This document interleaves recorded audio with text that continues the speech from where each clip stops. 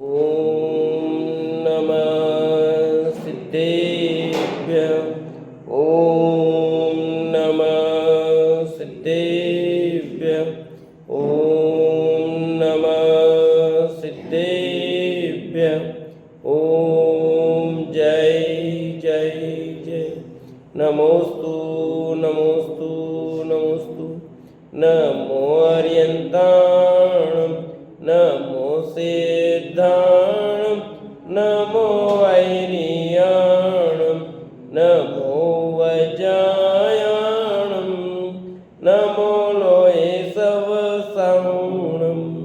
मंगलम भगवान वीरो मंगलम गौतमो गणी मंगलम कुंद कुंदारो जैन धर्मो सुमंगलम सर्वमंगलम मांगल्यम सर्वकल्याणकारकं प्रदानं सर्वधर्माणां जैनं जयतु शासनं जैनं जयतु शासनम्। अरिहंत देव वंदे गुरु वंदे नगणनाण्यरायो दम्मदया मे वंदे कम्मक्ख कारणं शुद्धं। बोले जिनवाणी मात की जय हो।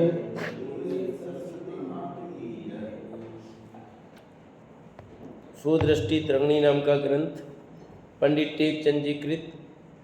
और यहाँ कल बात हुई थी कि मूर्खों को उपदेश देने से कोई लाभ नहीं है। किस प्रकार उदाहरण देकर के समझाया था। यहाँ पर कुछ प्रश्न हो गए थे और थोड़ी सी बात और आगे इसमें चल रही है। प्रश्न पूछा था, उसका समाधान चल रहा था। और दो प्रकार के भोले जीव या मूर्ख लोग बताए थे। जो एकदम हैं सरल, उनको उपदेश देने में कोई दिक्कत नहीं है। पर जो क्रोध मान माया लोग के वशीभूत होकर धर्म का भला उपदेश अंगीकार नहीं करते, ऐसे जीवों को धर्मोपदेश नहीं देना, ये कहा था। उसी क्रम में और आगे बात चलती है। पेज नंबर 262 नीचे से दूसरा पैराग्राफ। अब इससे धर्मोपदेश कठिन हो गया। अब इसके कठोर हृदय में कोमल वचन प्रवेश नहीं पाते। किसके? तो दूसरे प्रकार का मूर्ख है या भोला है, उस जीव की बात चल रही है। जिसे कल बताया था कि जिसके क्रोध मान माया लोभ के वशीभूत होकर धर्म का भला उपदेश अंगीकार नहीं करते, ऐसे जीवों को धर्मोपदेश नहीं है, उसकी बात चल रही है कि अब इसे धर्मोपदेश कठिन हो गया। क्यों हो गया? क्योंकि इसके कठोर हृदय में कोमल वचन प्रवेश नहीं पाते हैं। रत्नगण सावकाचार्य में क्या लिखा, ये बात आई वहाँ पर है। कठोर हो गया ना। मैं हमेशा उदाहरण देता हूँ जमीन का। जमीन के अंदर पत्थर हो और उस पर बीज डाले तो क्या होगा? कुछ नहीं होगा। ऐसे अंदर की कसाई के पत्थर पड़े हुए हैं, उसमें तत्व का बीज डालना चाहिए तो क्या होगा? कुछ नहीं होगा। यदि कोई अन्य पापी जन धर्मात्मा का द्वेषी हो तो ये उसके पास जाकर उसकी अनेक प्रकार से सेवा चाकरी खुशामद करके उसे मित्र समान मानकर उससे कहता है कि ये धर्मात्मा हमारे द्वेषी हैं, तुम हमारे हितैषी हो, अतः कृपा करो धर्मी के प्रति का स्नेह सत्कार छोड़ दो, हम तो आपके सेवक हैं, इत्यादि कपट वचन कहता है। कौन? ये दूसरे प्रकार जो मूर्ख है, महामूर्ख है, दुष्ट है, वो क्या कहता है कि यदि कोई अन्य पापी जन धर्मात्मा का द्वेषी हो, पापी जन धर्मात्मा का, उसके पास जाता है और उसके बाद जाकर क्या करता है? कैसी कैसी बातें करता है वो। अनेक प्रकार की सेवा चाकरी खुशामद करके उसे मित्र समान मान के। क्यों? चोर चोर होशिरे भाई। तो जो एक समान उनकी दोस्ती हो जाएगी कि नहीं हो जाएगी? जो जिसके जैसा होता है उनकी दोस्ती फटाफट होगी। मित्र समान मानकर उससे कहता है कि ये धर्मात्मा हमारे द्वेषी हैं। ये जो धर्मात्मा है वो क्या है? हमारे द्वेषी हैं, तुम हमारे हितैषी हो, अतः कृपा कर उस धर्मी के प्रति का स्नेह सत्कार तुम छोड़ दो। करता उसको भी छुड़ाने की बात करेगा। हम तो आपके सेवक हैं, इसलिए कपट वचन कहता है। फूले जी जो दूसरे नंबर के मूर्ख लोग हैं उनको धर्मोपदेश क्यों नहीं देना, क्योंकि उनकी स्थिति ऐसी होती है। वह मूर्ख भी इस मूर्ख के कहने से शुद्ध धर्मात्मा से द्वेष भाव रखकर स्वयं भी हट पकड़कर कुमार्ग का सेवन करने लगा। पहले से वैसा था, फिर ये ऐसा और मिल गया तो काम बन गया। कहते ना नीम चढ़ा करेला, नीम कड़वा था और करेला भी कड़वा, फिर वो नीम पे चढ़ा तो और क्या होना है। नीम चढ़ा करेला ऑलरेडी कड़वा, ये भी कड़वा, कड़वे कड़वे मिल गए, क्या होगा। हाँ, उस धर्मात्मा को देखने मात्र से ही द्वेष भाव रूप परिणति होने लगा। अब धर्मात्मा को देखने मात्र से उनको क्या होता है, द्वेष भाव होने लगता है, क्योंकि उनको ऐसा लगता है ना। चक्कर ये है क्योंकि भिड़ाया खुद की परिणति पहले वैसे थी, ज्यादा थी नहीं, और दूसरा ये मिल गया पक्का हो गया और बात पक्की हो गई, फिर वो ऐसे लोगों से क्या करता है, धर्मात्माओं के प्रति द्वेष भाव रखता है। इस प्रकार इनका संसंग छूट गया। जिस संगति में रहा उससे हृदय कठोर हो गया, उसका अनाचार अच्छे लगने लगा, क्योंकि संगति बदल गई ना। अब संगति में वैसा रहेगा तो वैसी बात होगी ना। जानते समझते हुए भी पापी मूर्ख के कहने से यह भी शुद्ध धर्म छोड़कर कुमार्ग में लग गया। जानते समझते हुए भी अब पापी मूर्ख कहने से इस शुद्ध धर्म को छोड़कर किसमें लग गया। हाँ, अभी जैन धर्म छोड़ करके मान लो कुमार्ग में शादी कर ली, अब वहाँ शादी कर ली तो किसका पालन करेंगे, वो उसी का करेंगे। कल आया था, कल परसों व्हाट्सअप सही घटना करके कि देखो भी लड़की है मुसलमान शादी कर ली, अब पूरा नाम तो वही स्थिति। तो आप समझो कि क्या होगा। जैसी पहले तो थी नहीं रुचि और फिर ऐसी संगति हो गई, अब उनको धर्मोपदेश देने से क्या फायदा। तो पहले ही भोग विलासिता का ही रंग चढ़ा हुआ था, धर्म का था नहीं, और फिर ये मिल गए तो पक्का हो गया। ऐसे महामूर्खों को उपदेश देने से कोई फायदा नहीं है। धर्म से तथा धर्मी जीवों से द्वेष भाव रखकर पाप रूप प्रवृत्ति करने लगा वो।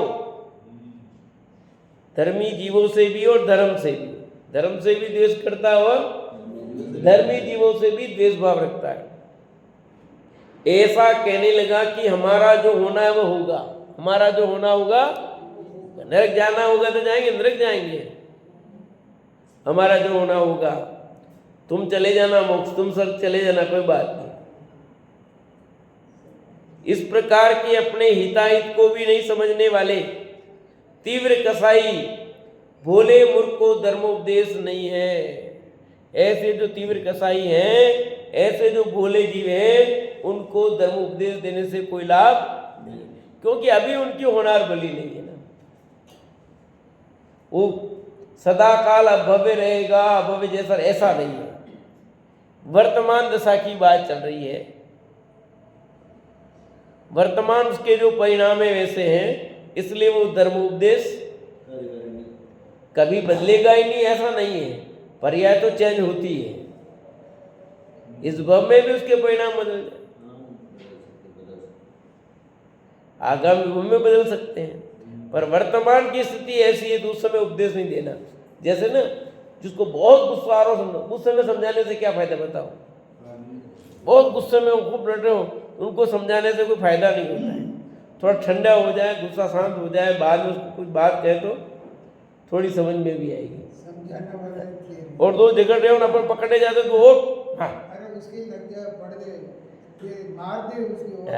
मैं कुछ नहीं समझता, मैं सगे बाप का नहीं हुआ तो तुम्हारा क्या होगा, वैसा बोल देगा। कुछ भी बोल सकता है, कुछ ख्याल में नहीं रहता है ना। ऐसे जिस समय उसका बहुत देशभाव चल रहा धर्म के प्रति, उस समय समझाने से कोई लाभ नहीं है। उसकी स्वयं की काल स्थिति पक जाने पर, संसार का किनारा निकट जाने पर, सहज ही कसाय मंद हो जाने पर, सत्संग में आकर अपनी भूल स्वीकार कर, अपनी अज्ञानता की निंदा कर, प्रायश्चित पूर्वक शुद्ध होकर धर्म का सेवन करने लगे तो करने लगे। देखो आगे बात क्लियर। उसके स्वयं की काल स्थिति पक जाने पर, यानी अब होनार बलि आ जाए, जब तक होनार बलि नहीं हो तो समझाने से कोई फायदा नहीं। अब होनार बलि हो, काल स्थिति पक गई हो तो बदल जाए आदमी, बदलते देर नहीं होती कोई। हाँ। अंजन चोर कैसे बदला है? उसी भव से मोक्ष चला गया। अच्छा आप देखो ना, भरत जी के पुत्र जो 923, अब क्या तैयारी थी, क्या तैयारी थी ये बताओ मेरे को। निगोद से आए, एक पर्या त्रिंज की हुई, फिर मनुष्य पर्या में आए, और क्या तैयारी थी? उस इसी भव में हुई तैयारी। तो किसी भव में उन जीवों को ऐसी बिल्कुल होगी ना, देखना सभी ऐसा काम कर गए कि पर्याय बदलने के बाद काल पक गया है तो सब निमित्त आन मिलेंगे। अंदर उपादान की तैयारी नहीं हुई है तो वैसे ही परिणाम होने वाले हैं, वैसी स्थिति होने वाली है, वैसे ही चाल चलेगी। कौन बदलेगा?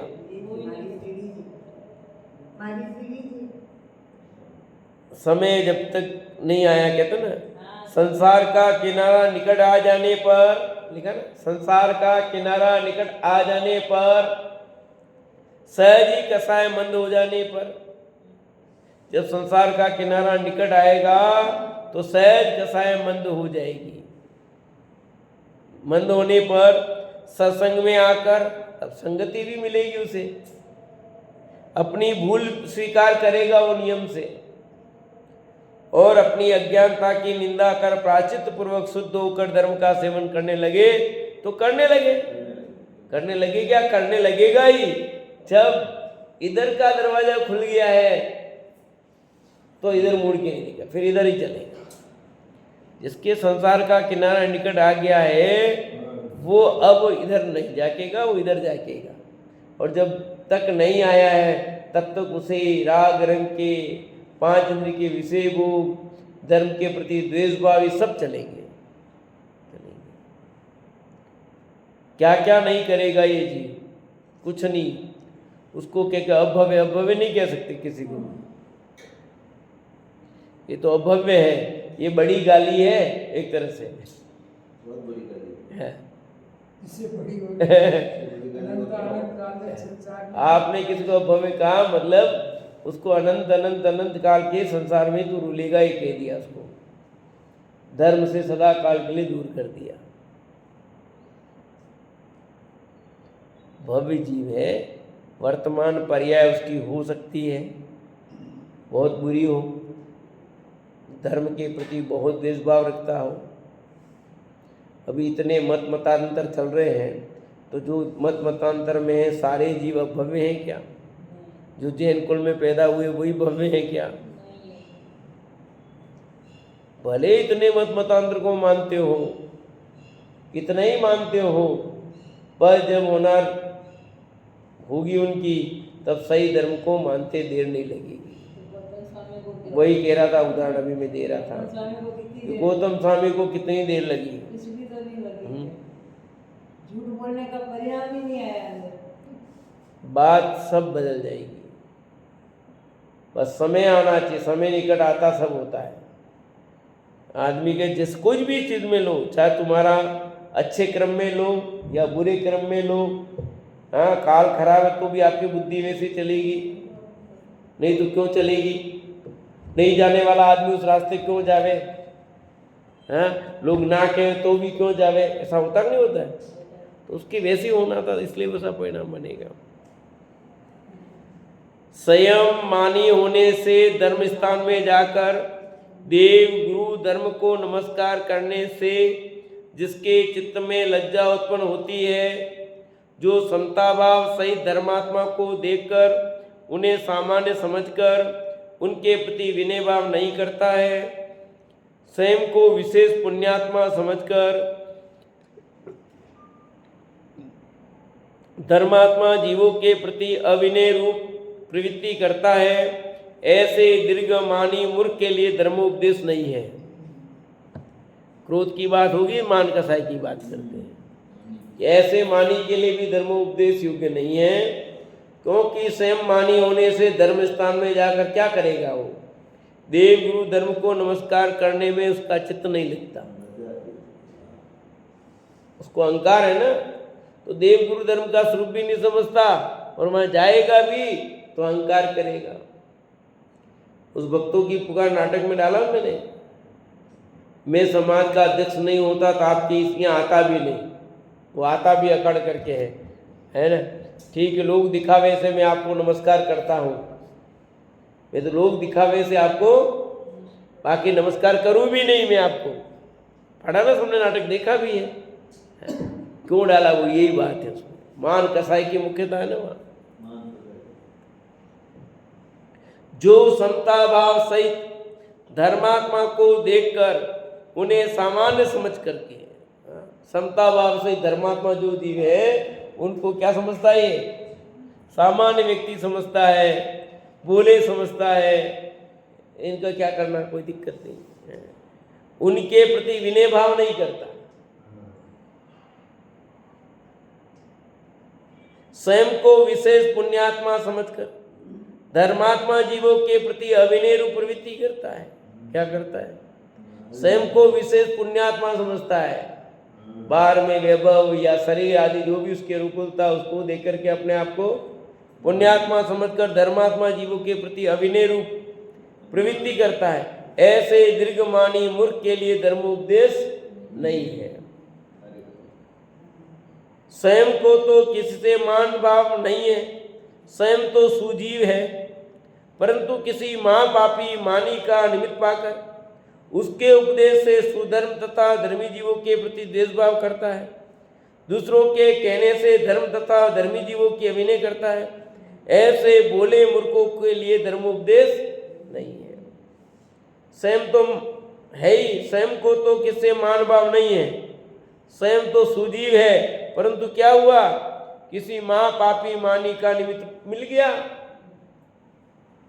दूसरों की संगति मिल गई, ऐसे मानी जीवों की भी उसकी संगति में पड़ गया, उसके उपदेश से सुधर्म और धर्मी जीवों के प्रति द्वेषभाव करने लगा।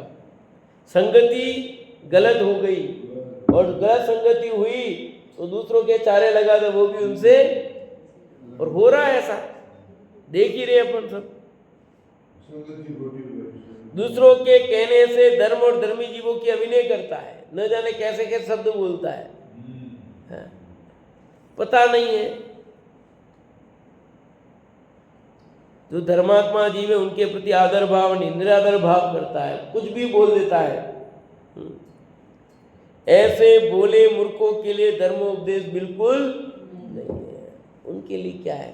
बोलने की सभ्यता नहीं है, क्या शब्द बोलने चाहिए, क्या नहीं बोलना चाहिए, हम कौन से शब्द के उपयोग करना चाहिए, हम क्या कहलाते हैं, ध्यान ही नहीं है। अब माया की बात करते हैं। जो कोई मायावी, दगाबाजी, कपटयुक्त जीव समझते हुए भी भोले जीवों को बहकाने के लिए, ठगने के लिए देव धर्म गुरु का स्वरूप और का और ही विपरीत बताते हैं, नई युक्ति देकर कुदेव कुगुरु को धर्म संबंधी अनेक अतिशय दिखाकर लोगों को ठगते हैं। ये मायावी अनेक उपायों द्वारा अपना मंत्रपना, बड़प्पन दिखाकर उन भोले जीवों को अपने चरणों में झुकाते हैं। किसी युक्ति से उनका घर धन लेना चाहते हैं। ऐसे दगाबाज प्राणियों के लिए धर्मोपदेश नहीं है, मायाचारी जीवों के लिए धर्मोपदेश नहीं है, क्योंकि वे मायाचार से दूसरे जीवों को ठग रहे हैं। उनको देवगुरु धर्म का स्वरूप पता नहीं और नया नया व्याख्या करते हैं और देवगुरु धर्म की वो तो आम पब्लिक भोली, उसको पता नहीं और ये अपनी बुद्धि से ऐसी ऐसी व्याख्या करते हैं और कुछ भी कहते हैं, लोग उनके बहकावे में आ जाते हैं और आएंगे तो फिर संसार का किनारा उनका भी बढ़ना है।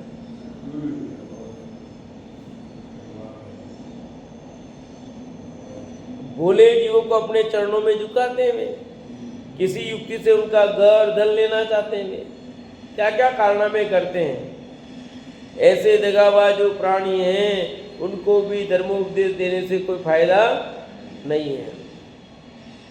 किन्हीं मालोभी, मायाचारी, मनोवांछित, इंद्रियजनित सुख के इच्छुक, हाथी, घोड़ा, पालकी, रथादि की असवारी, वाहनों के वांछक, पुण्य कर्म अर्थात हीन पुण्य होने पर भी तथा कमाने उत्पन्न करने की शक्ति नहीं होने पर भी भोगो भोग संबंधी दीर्घ तृष्णा के कारण अपने ज्ञान के माध्यम से भोले जीवों को अपने बड़प्पन का चमत्कार दिखाकर उनसे हाथी आदि सवारी लेने वाले मायावी, लोभी, अनेक यंत्र मंत्र तंत्र ज्योतिषी, वैद्यक, रसायन आदि द्वारा चमत्कार दिखाकर अपना त्याग निष्प्रियपना बताकर अन्य के घोड़े रथादि वाहनों के लोभी, दूसरों के धन के इच्छुक महालोभियों के लिए सुधर्म का उपदेश नहीं है। ठीक है, क्रोध की बात होगी, मान की होगी, माया की और लोभ व्यवसाय की बात करें कि जो तीव्र लोभी हैं उनके लिए भी धर्मोपदेश क्यों नहीं है। कितने हेतु हैं, क्योंकि जिसके माथे में क्रोध मान माया का तीव्र होगा ना, लोभ होगा, उनको पचेगा नहीं। पहली कहा था मैंने कि कसाय के पत्थर पड़े हुए हों, कसाय के पत्थर पड़े हुए हों तो उस पर बीज कैसे होगा, तत्व का बीज कैसे अंकुरित होगा बताओ, हो नहीं सकता। इसलिए वहां क्या करें, पथरीली जमीन में बीज डालना कि नहीं डालना है, क्या फायदा। पत्थर ही पत्थर हो, उस पर बीज डालने से कोई लाभ नहीं है, कोई फसल होने वाली नहीं है, बेकार, जो डालोगे वो भी बेकार जाएगी। वही बात यहाँ कह रहे हैं कि क्रोध मान माया लोभ के पत्थर पड़े हो, वहां धर्मोपदेश कार्यकारी नहीं है।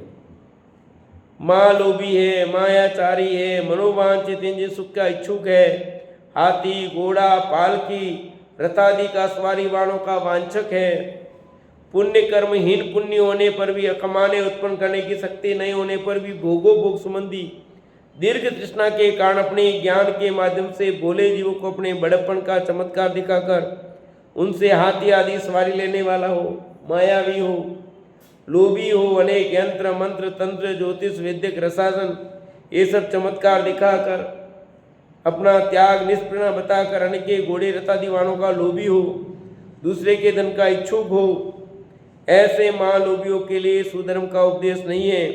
क्योंकि ऐसे भोगी पाखंडी मायाचारी के बल पर इंद्रिय भोगों को भोगने वाले जीवों के लिए धर्म रुचिकर नहीं लगता। जो भोगी है, मायावी है, छल कपटी हैं, उनको धर्म रुचिकर नहीं होता, तो उनको धर्मोपदेश देने से कोई फायदा नहीं, क्योंकि वे अपने आप को ही धर्मात्मा मान लेते हैं। इन्हें सुधर्म रुचिकर लगने लगे तो अवश्य ही समस्त भोगादि भाव लोभादि छूट जाएंगे। यदि इनको ये सही लगने लग जाए, सही बात सही, तो ये छूट जाएंगे। इस प्रकार जानते समझते हुए भी माँ कसाई भोगी मानी इंद्रिय सुख भोगने के इच्छुक धर्म रहित मूर्ख के लिए धर्मोपदेश देने का निषेध किया है कि जो जानते हुए भी क्रोध मान माया लोभ के वशीभूत होकर धर्म से दूर है, उनको धर्मोपदेश देने से कोई फायदा। उसको पता है ना, एक तो जग रहा है और एक सो रहा है, किसको उठाने में फायदा है? सुमन दीदी बोलो, क्या प्रश्न पूछा मैंने? बोलो, प्रश्न क्या पूछा? बोलो श्रद्धा, किसको उठाने में फायदा है?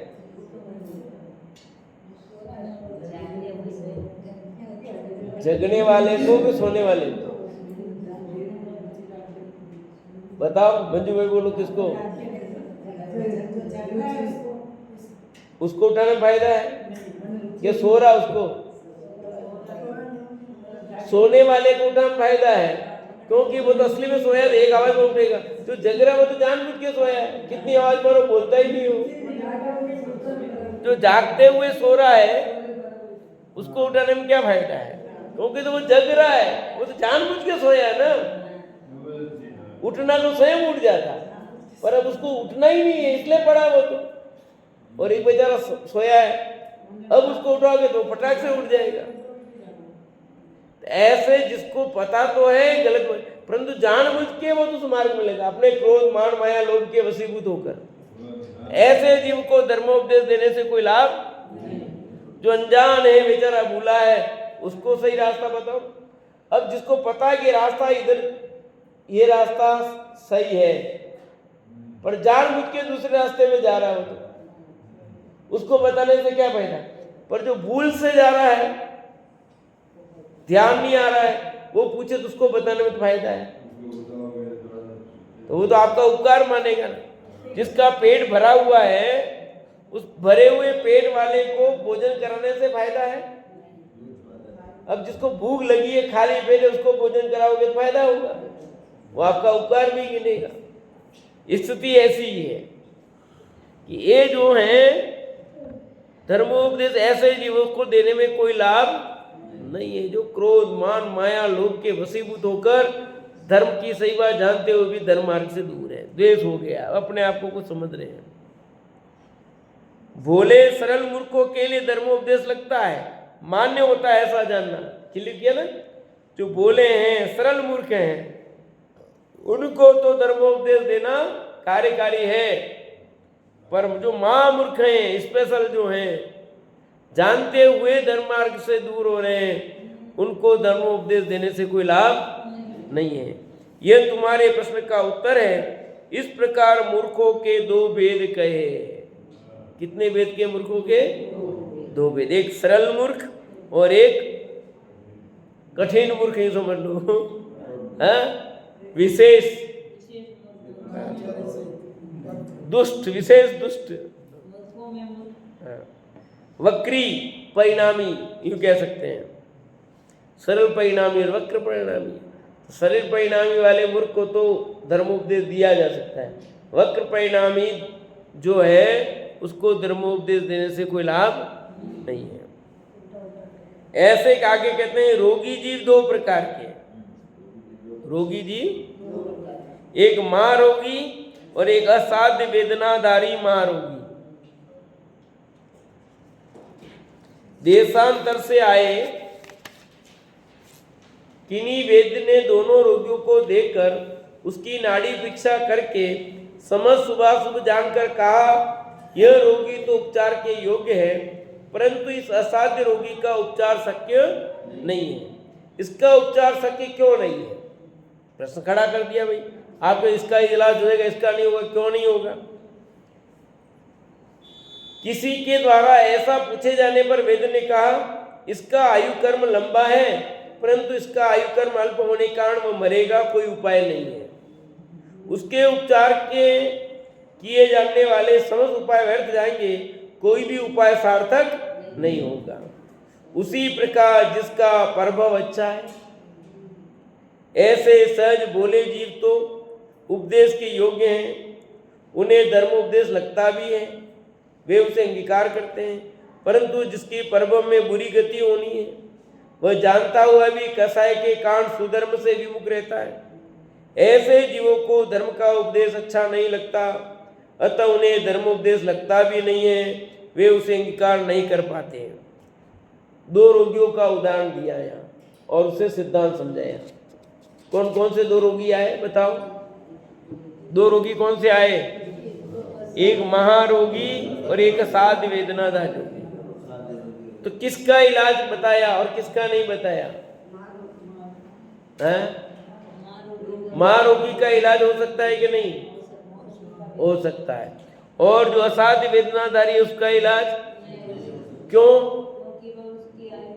कि महारोगी अभी उसकी आयु शेष है, रोग बहुत बड़ा है, पर इसका ठीक हो सकता है। और जिसकी असाध्य बीमारी हो गई है अब मौत निकट आ गई उसकी, तो कितना भी पैसा लगा दो, कुछ भी करो, भले कहते हैं डॉक्टर साहब कितना भी पैसा लगे पर आप, डॉक्टर साहब कोशिश करूंगा बचाने की, मेरी तरफ से पूरी कोशिश करूंगा, बाकी तो डॉक्टर की यही भाषा होती है। ऊपर वाले ज्ञान में, ऊपर वाले के ज्ञान में तो पहले ही आ गया है कि अब ये डॉक्टरों को भी पता है, पर सामने वाले को भाषा ऐसी बोलनी पड़ती है। बाकी कह भी देते हैं भैया ले जाओ भले घर, जितने दिन है आप सेवा करो, ऐसा भी कह देते हैं, नहीं कहते कि उसका इलाज संभव नहीं है। हाँ, हमारी तरफ से रख लेंगे सब, और डॉक्टर अब पैसा कमाना है तो सब लगा के रखते हैं, जानते हैं कि जाने वाला दम नहीं है, कह देते हैं दम कुछ भी नहीं है, फिर भी करते हैं, ट्रीटमेंट करते हैं, पैसा तो आएगा तभी तो, पता है पक्का। सासू जी को भर्ती किया, सब समझ में आ गया था, अब ये नहीं, फिर भी ट्रीटमेंट, ऐसे सबका। तो अब उसका वेदराज तो नाड़ी देख करके बता देता है कि इनका इलाज संभव नहीं, इनका संभव है। ठीक है, ऐसे ही यहां पर कहते हैं कि किसको धर्मोपदेश कार्यकारी और किसको, जिसके संसार का किनारा निकट आया हो उसको धर्मोपदेश कार्यकारी है, और जिसका संसार का किनारा निकट नहीं आया हो, कि संसार दीर्घकालिक हो, लंबा हो, उसको धर्मोपदेश कार्यकारी नहीं है। बीच में ऐसा समय आया जब मंदिरों से जिनवाणी निकाल रहे थे, लोग जला रहे थे, कुएं में फेंक रहे थे, तो पंडित फूलचंद जी सिद्धांत शास्त्री से बात की कैसे, उन्हें कहा माँ मिथ्यात्व के जोर से ये ऐसा नहीं करेंगे तो क्या करेंगे फिर, और इनको समझाने से क्या लाभ। मिथ्यात्व का जबरदस्त जोर है, माँ मिथ्यात्व के उदय में ये जीव ऐसा नहीं करेंगे क्या करेंगे, और अभी संसार का किनारा निकट आया नहीं, लंबा संसार है, ये जीव ऐसी परिणति करेंगे ना, ऐसे कार्य नहीं करेंगे तो उनका संसार लंबा कैसे होगा, फिर जल्दी मोक्ष चले जाएंगे फिर। इसलिए कोई फायदा नहीं इनको समझाने से, करते रहो, करो कुछ, बहुत मुश्किल है सबकी समझ में आना।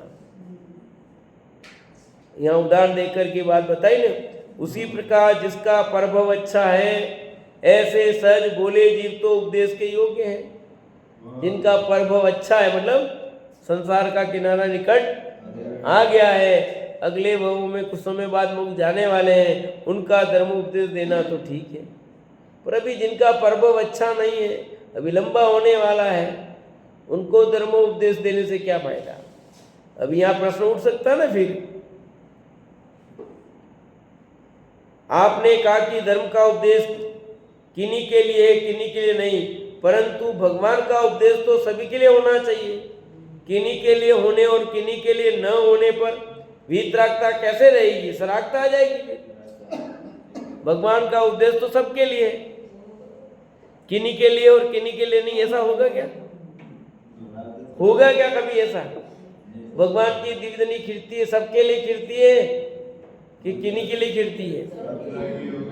अरे खिरती सबके लिए, पर लाभ नहीं लेंगे, सब थोड़ी ले लेंगे।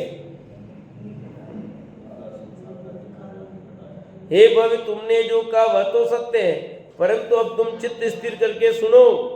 जैसे जगत में वेद्य दो प्रकार के होते हैं, भोले और मानी वेद्य। दूसरे परमार्थी, सरल परिणामी और विशेष ज्ञानी, ये दो जाति के वेद्य हैं। आगे डॉक्टर अभी जैसे हो रहा सब, उनमें से कोई वेद्य शास्त्र ज्ञान से रहित नाड़ी परीक्षा, दृष्टि परीक्षा, मूत्र परीक्षा, पसे पसीना परीक्षा, शकुन परीक्षा इत्यादि वेद के गुणों से रहित भोला मूर्ख वेद लोग के वश मान बढ़ाई के लिए भोले जीवों को अपना बड़पन बताकर वेद की अज्ञानता पर औषधि देकर उपचार करता है। उनमें से दीर्घायु के धारक कुछ रोगी तो अपने पुण्य से बच जाते हैं, रोग को दिन दुख देखकर अंत में नष्ट हो जाता है। यह देखकर वेद ने मुझे अच्छा किया ऐसा समझकर कुछ बोले रोगी तो वेद का यश गाते हैं, उसे धन देते हैं, अल्पायु का धारक रोगी उपचार करते हुए औषधि देने पर भी मर जाता है, तब उस रोगी के घर वाले इस वेद्य की बहुत निंदा करते हैं। वे प्रत्येक स्थान पर इस वेद्य की निंदा करते हैं। वह यद्यपि जीना मरना तो कर्माधीन है, वेद्य का कुछ वश नहीं है, तथापि बिना विचार के परीक्षा रहित तो उपचार करता है। ये वेद्य की अज्ञानता है, अतः व्यर्थ ही जगत में निंदा कराता है। ऐसे वेद्य मूर्ख वेद्य कहलाते हैं। ज्यादा ज्ञान नहीं है, झोला छाप है। अभी देख लो सब चल रहा है, नहीं चल रहा ऐसे, तो कुछ ठीक हो गए, उनकी आयु दिन निमित्त बन गया ऐसा चल रहे हैं, और कुछ मर गए निंदा भी करते हैं। होनार उनकी आयु पूरी नहीं थी, किस निमित्त ऐसा बन गया और वो बच गए, उनकी तारीफ कर देते वे, और दूसरे लोग मर गए जिनकी आयु निकट आ गई थी, तो वे निंदा करते हैं। विवेकी वेद्य तो अनेक वैदिक शास्त्रों के ज्ञान से सहित नाड़ी परीक्षा, मूत्र परीक्षा, दृष्टि परीक्षा, पसेव परीक्षा, शकुन परीक्षा संबंधी ज्ञान सहित होते हैं। हाथ की, पैर की, शीश की, छाती की नसें देखकर रोग का शुभाशुभ कहना नाड़ी परीक्षा है। मूत्र के वर्ण, स्पर्श, गंध, छींटे आदि लक्षण देखकर शरीर के रोगों का शुभाशुभ जानना मूत्र परीक्षा है। रोगी के नेत्र, मुख या शरीर की दशा देखकर देखने मात्र से ही रोगी का शुभाशुभ जानना दृष्टि परीक्षा है। रोगी के शरीर संबंधी पसीने की गंध सूंघकर रोग को जानना पसेव परीक्षा है। रोगी के समाचार लेकर वैद्य के समीप आने वाले के मुख से समाचार सुनकर उसके मुख की सूरत देखकर रोगी का शुभाशुभ जान लेना शकुन परीक्षा है या दूध परीक्षा है। देखो पहले ऐसे ट्रीटमेंट होता था, आज सब टेस्ट हो रहे लैब में, पहले खुद ही लैब थे, देखते तो उनको ज्ञान था, आज है ही नहीं। आज लैब में सब लेबोरेटरी आ गई। पहले बरसात होती थी तो बता देते कि कल बरसात होगी, अब उसमें मौसम तंत्र आ गया, उससे देखते हैं। तरीका बदल गया, पर हो तो रहा आज भी सब जांच। ठीक है, चाहते हैं फटाफट जांच लिख देते हो। अब आपकी जैसे मैं भर्ती हुआ, मेरी पैसा उन्होंने कहा कि आपके फिर जांच कराई, उन्होंने कह तो दिया उन्होंने हीमोग्लोबिन कम हो गया तुम्हारा, टेस्ट कराया हीमोग्लोबिन कम आया, क्योंकि वो पता लग रहा है ना, उसमें भी तो वही डाला हुआ है कि भाई ऐसा होगा तो ये होगा। टेस्ट कैसे करते सर, सिम्टम्स वही दिखते हैं, उसके आधार पे तो जांच करवा। तो डॉक्टर को तो पूछता क्या क्या हुआ, ऐसा हो रहा है, तो कहता कि भाई फिर जांच कर, कंफर्म करता है वो। ठीक है, लगता है आपको पथरी की तकलीफ होगी, ऐसा यहाँ दुख रहा है ऐसा, या अपेंडिक्स दिख रहा है, फिर एक्सरे करके कंफर्म करता है, फिर निकल जाता है यहाँ बहुत दुख रहा है, पथरी होनी चाहिए, टेस्ट कराए पथरी निकल गई, तो ख्याल में तो आ जाता है। पर और प्रमाणिकता करने के लिए टेस्ट करवाते डॉक्टर, पर वेदराज जी तो पहले उसी से सब टेस्ट करते थे, उनकी बुद्धि से ही करते थे। इन वेद के गुणों से सहित भला वेद, इन उपयुक्त गुणों से रोगी का शुभाशुभ जानने वाला सुवेद यदि रोगी का जीना जानता है, उसका आयु कर्म बड़ा जानता है तो उपचार करता है। यदि भला होना नहीं जानता, आयु अल्प जानता तो उपचार नहीं करता है। उसे मान बढ़ाई की इच्छा नहीं है, किसी से धन लेता नहीं है। पारमार्थिक उपचार बताकर रोग नष्ट करने वाले का यश होता ही है। सभी लोग उसकी पूजा प्रशंसा करते हैं। इन गुणों का धारक सभी प्रकार का उपकार करता है, किसी से कुछ चाहता नहीं है। ऐसा वैद्य धन्य है, ऐसा निष्प्रय गुणवान पूजा प्राप्त करता है। ऐसा निष्प्रय जो होता है वो, ये तो उदाहरण था। ठीक है, अब सिद्धांत क्या कहना है वो समझना है। ठीक है, सिद्धांत पूरा पढ़ लेता हूँ, ये तो उदाहरण था। दोनों प्रकार के वेद, एक लोभी और एक निर्लोभी वेद, ऐसे यहाँ पर भी बताते हैं। उसी प्रकार भोले, तुच्छ ज्ञानी, ज्ञान रहित, सरागी, हाथी घोड़े आदि वाणों के इच्छुक, अपना बड़प्पन प्रकट करने की इच्छा वाले, रागी, द्वेषी, देवगुरु सभी को खोटा अतत्व का उपदेश देकर अपना पद पूज्य तो करा लेते हैं। बाद में सुनने वाला लग जाए, चाहे स्वर्ग जाए, वह जीव उपदेश सुनने के योग्य हो अथवा नहीं हो, वे तो सभी को एक समान उपदेश देते हैं। शिष्य के भले बुरे का विचार नहीं करते, वे भोले देव गुरु कहलाते हैं। समझ आएगी, कोई ठिकाना दे नहीं, पता दे नहीं, पर अपना काम उल्लू सीधा करना है। और ऐसे कितने हैं बताओ मार्केट में, कम है इनकी गिनती। आज ऐसे कितने मार्केट में चल रहे हैं। अंतर्यामी, सर्वलोक को जानने वाले, केवल ज्ञानधारी, प्रभु वितरागी, शुद्ध देव का उपदेश तो उसी के लिए है जिसे उपदेश लगता है, जो उसे अंगीकार करता है। जिसे उपदेश नहीं लगता उसके लिए उपदेश का निषेध है। वे व्यर्थ उपदेश नहीं देते, देने योग्य को ही देते हैं। किसको देते उपदेश? देने, जैसे उस वेदराज ने उन्हीं का उपचार किया। किनका? जो ठीक होने थे। तो समोसर में कौन जाते हैं? जो भव्य होगा वही समोसर में प्रवेश कर पाता है, बाकी तो स्वतः ही हो जाते हैं। समझ आए कि नहीं है? जैसे पारस पाषाण लोहे रूप धातु को अपने स्पर्श से कंचन करता है, कांसा पित्तल तांबा आदि अनेक धातुएं पारस लगाने से कंचन नहीं होती, जो होने योग्य वही तो होती है।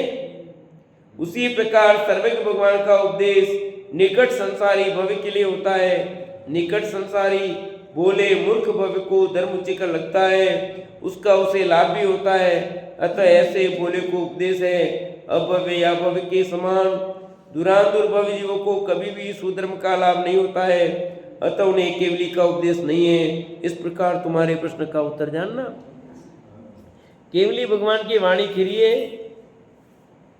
सबके लिए, पर लगता किनको है? जिनके संसार का किनारा निकट आया वही उपदेश को स्वीकार, बाकी नहीं करेंगे भैया। इसलिए भगवान का उपदेश किसके लिए? जो माने उसके लिए। छड़ाला में भी गाना, ताई सुनो बवि मन तिरयान, जो चाहो अपनो कल्याण। वे लोग मन स्थिर करके सुनो जो अपना कल्याण, वही बात यहाँ है। भव्य विवेकी जीव तो जिस वस्तु को शुद्ध होता जानते हैं उसे शुद्ध करने का उपचार करते हैं, तथा जो वस्तु शुद्ध नहीं होती उसके लिए उपाय भी व्यर्थ हैं। अतः जो हठग्राही क्रोध आदि कसाय रूपी मेल से लिप्त जानते समझते हुए भी धर्म से विमुख प्रवृत्ति करते हैं, उनके लिए उपदेश देने का निषेध किया। उनकी जब भवितव्यता बली होगी तब वे भी धर्म के सन्मुख हो जाएंगे, ऐसा जानना। अभी उनकी होनार नहीं है, नहीं देते। जब उनकी होनार होगी तो वो भी लाभ ले लेंगे। तो ये उनके लिए है भैया, ये बिल्कुल मार्ग खुला है। जिसका संसार का किनारा निकट आया है वे जीव को धर्म उपदेश करें और उनको ही लाभ होने वाला है। से चर्चा आगे चलेगी।